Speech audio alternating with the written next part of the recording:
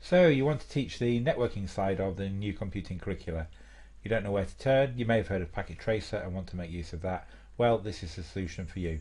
What we've done is we've worked with the Cisco Network Academy program and taken the CAS's Progression Pathways document and looked at where all the networking ideas fit in. Obviously there's a strand in here called Communications and Networks, and a lot of what we've developed using Packet Tracer fits very neatly into this particular scheme. So here are the various sections from the Communications and Networking strand or scheme. As you can see, we've got aspirations to cover some of the other strands as well. We move up from the section starting at the pink section all the way up through to the white section showing progression from Key Stage 1 through Key Stage 4. Under each of these sections you'll find a bunch of content. Some we've developed ourselves, but there's lots of great content out there already, and all we've done is really signpost it in a structured way for you. In each one of the sections there's always content, which is at least a PowerPoint slide, a few Word documents and links to videos.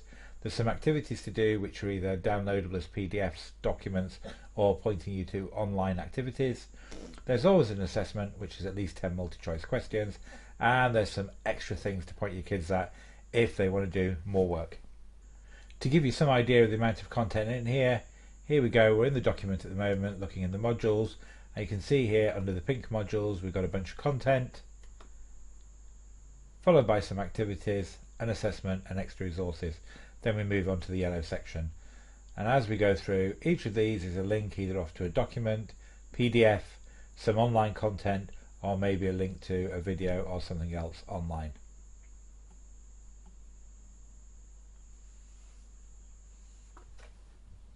So having a look at the pink section in a bit more detail, obviously every section has a set of learning outcomes taken from the Progressions Pathways document. It always has a PowerPoint in there, which you can download or you can view online with this viewer. There's usually some content as well describing whatever we're talking about. There's also lots of great videos out there on the web, so what we've done is provide links to them. The most important program on your computer is your web browser, and yet most people aren't sure which web browser they're using or what a web browser even is. eSafety is woven into the Communications and Network strand, and as you can see here from the pink learning outcomes, you've got to know what to do when concerned about content or being contacted online. So in each of the sections, as you can see here, there's a bunch of links out to stuff about eSafety. Some of it is the documents, such as the SMART acronym about being safe online. Some are links out to videos produced by other providers. This one's by CEOP. Comes that nice cuddly bear. Hello, are you looking for the treasure? Of course! The treasure! I can show you. Follow me. Cool!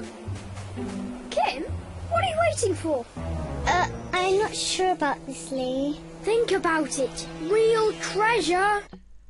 After all the content, each section has got an activity. So here's an example activity from this section, which was about that SMART acronym and should prompt a class discussion or groups talking about what they would do for each of the scenarios, and then a further link off to an activity on the web.